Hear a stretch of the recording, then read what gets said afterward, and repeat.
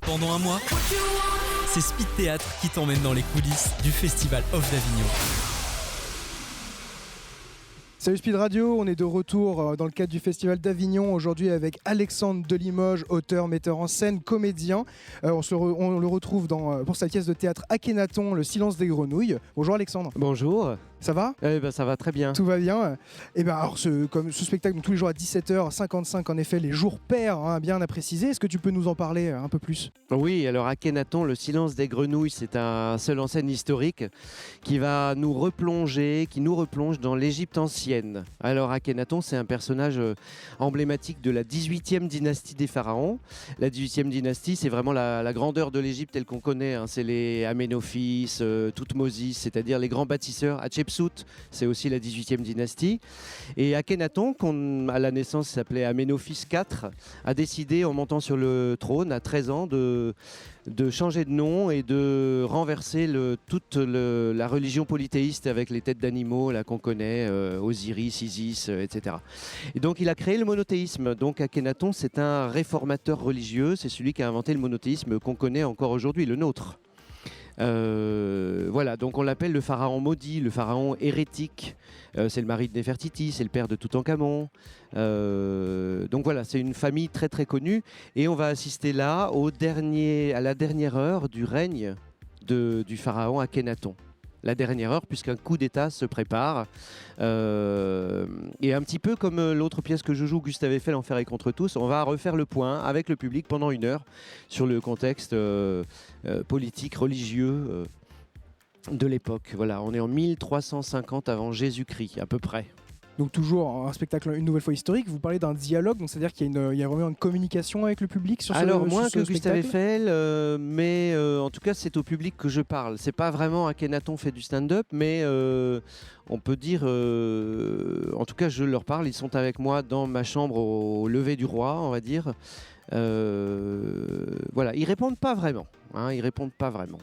Contrairement à Gustave Eiffel. Donc vous jouez le pharaon Akhenaton. Tout à fait. Et alors comment on se met dans la peau d'un personnage qui est ancien d'une autre époque et qui justement est un renouveau dans sa propre société avec le monothéisme. Comment on fait pour vraiment correspondre à ces dernières heures? C'est compliqué. Je peux pas vous dire moi comment je fais en tant que comédien. Bon, comme je suis l'auteur aussi du spectacle, forcément j'ai mis beaucoup de moi-même, donc c'est pas très compliqué de se mettre dans la peau d'un révolutionnaire comme ça, qui se pose des questions fondamentales. Pourquoi est-ce qu'on croit en Dieu? Est-ce que finalement on l'invente pas pour des raisons un peu plus psychanalytiques etc. Est-ce qu'on croit vraiment en Dieu? Est-ce que ce Dieu lui a vraiment parlé? Puisqu'il dit, un peu comme Jeanne d'Arc, que Dieu lui a parlé, il lui a commandé de changer de religion dans son pays. Moi, je me pose pas spécialement cette question, mais les questions existentielles de la recherche de la reconnaissance familiale, des tas de tortures que ce pharaon peut vivre, je pense qu'on les vit un petit peu tous. Alors c'est pas très compliqué d'être à un moment, c'est un moment charnière de sa vie où il se dit je comprends pas, je me bats depuis des années et tout va mal. Qu'est-ce qui s'est passé? Pourquoi Toutankhamon, son fils, qu'il appelle Toutankhaton à ce moment-là, a disparu là depuis quelques semaines? Pourquoi Néfertiti ne lui parle plus depuis quelques mois? Tout lui a été retiré, il se retrouve un peu seul dans son palais et donc c'est le moment de la remise en question. C'est le moment d'être face à ses contradictions, on peut dire. Donc moi-même je suis en perpétuelle contradiction, donc c'est pas très compliqué d'être un peu torturé au réveil. Mais donc plus cette dimension de cette dimension religieuse qu'on pourrait avoir à travers cette pièce, c'est plus une dimension d'introspection, quelque chose de très psychologique finalement. Est-ce que ce serait pas une thérapie finalement un peu express? Alors c'est pas une thérapie personnelle pour moi, mais en tout cas c'en est une pour lui. Catharsis peut-être, je sais pas, aussi pour le public. C'est une remise en question de nos croyances profondes. Pour les croyants, qu'est-ce que c'est croire en Dieu? Et pour les non-croyants, du coup, qu'est-ce qui nous anime, qu'est-ce qui nous donne de l'espoir? Si c'est pas, est-ce que Dieu c'est nous-mêmes? Enfin bon, c'est des choses comme ça. On parle pas beaucoup de Dieu pendant ce spectacle. On parle surtout de l'Égypte ancienne, mais c'est pareil. C'est comme Gustave Eiffel. C'est une petite histoire pour raconter la grande histoire. C'est la même chose. Certains disent, dont Freud par exemple, disent que Moïse c'est Akhenaton.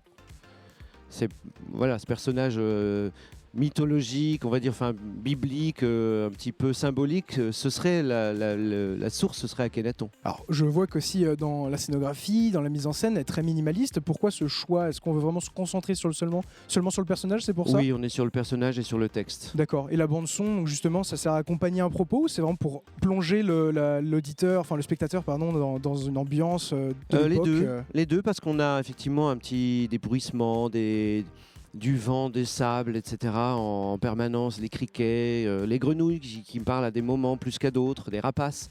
Donc on a une ambiance comme ça permanente, avec ce vent du désert, mais aussi certains petits bruits symboliques qui sont censés titiller notre inconscient pendant le spectacle. Donc une bande-son quand même qui a une place assez importante dans la mise en scène. Et pourtant, dans le Akhenaton, on comprend bien que c'est vous le personnage qui suit le silence des grenouilles. Qu'est-ce que représente ce silence des grenouilles dans la pièce? Alors, c'est plusieurs choses, le silence des grenouilles. Dans le spectacle, ça correspond à quelque chose de précis. Mais si vous vous souvenez vous-même, quand vous êtes en vacances ou je ne sais quoi, il y a des moments où vous avez un concert de grenouilles, puis tout d'un coup, une espèce de silence bizarre. Ils sont tous d'équerre pour se faire un silence qui crée pas un malaise, mais il y a une espèce de silence bizarre qui s'installe. Bon, c'est un petit peu ce qui se passe pendant ce dialogue avec Akhenaton, mais c'est aussi une des plaies d'Égypte qui se prépare. Avec l'arrivée de Moïse. Moïse n'est pas très loin, hein, on en parle un petit peu j'en parle dans le spectacle. Voilà, il y a quelque chose qui se prépare. Si Akhenaton va être un petit peu mis dehors et on va ramener la religion polythéiste avec Toutankhamon, pour autant, il a lancé un mouvement et 2 générations plus tard, d'après l'histoire biblique, 2 générations plus tard, Moïse arrive sous Ramsès II. Donc ce serait quand même la religion d'Akhenaton qui instaurerait en réalité cette religion chrétienne. Hein. D'accord. Donc, pas que chrétienne d'ailleurs. Akhenaton, le silence des grenouilles, au-delà donc de son aspect historique, qu'est-ce qui pourrait donner envie à nos spectateurs de venir voir cette pièce Évidemment, l'envie de replonger dans une toute autre époque qu'on fantasme complètement, qui est l'Égypte des pharaons. On la connaît, elle fait partie de notre inconscient à nous Français, cette Égypte des pharaons en général. Donc là, on va plonger directement dans cette époque avec un personnage assez méconnu, Akhenaton, qui n'est pas le rappeur, Akhenaton, Néfertiti, Toutankhamon, Ramsès, Horemheb, pour ceux qui connaissent un petit peu, qui ont visité la vallée des rois. Voilà, je pense que c'est un voyage initiatique et spirituel et dans l'histoire passionnant. Hein. Je le rappelle, Akhenaton, le silence des grenouilles, tous les jours pairs. C'est pas tous les jours, c'est tous les jours pairs. Tous les jours pairs, exactement. Tous les jours pairs, excusez-moi, au 3 Soleils à 17h55. Merci Alexandre. Merci à vous et bon festival. Merci à vous aussi. Du mix et du théâtre, c'est Speed Radio. Découvrez toutes les émissions et podcasts sur le www.speed-radio.com.